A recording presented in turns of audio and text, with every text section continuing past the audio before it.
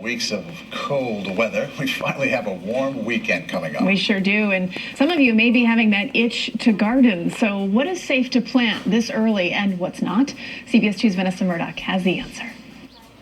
Bulbs are starting to fade. It's time for summer stunners. So the weather, is it what's calling you to do some planting this weekend? Absolutely, and it's time. Michael Lofton isn't alone. What's fun about planting flowers, planting veggies? You get dirty. Yeah. So you plan to get dirty this weekend?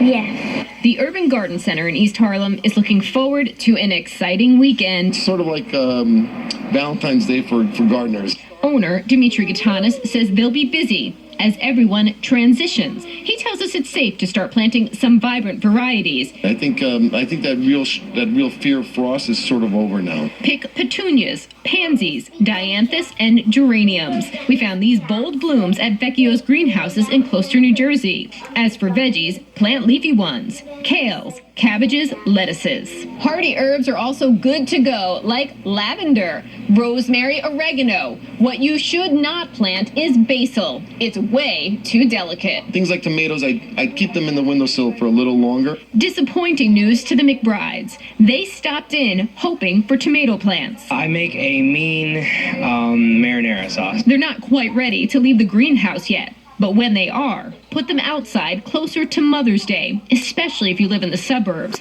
where the average last frost may still be a couple of weeks away. But in the city, one more week, I think it'll be perfect.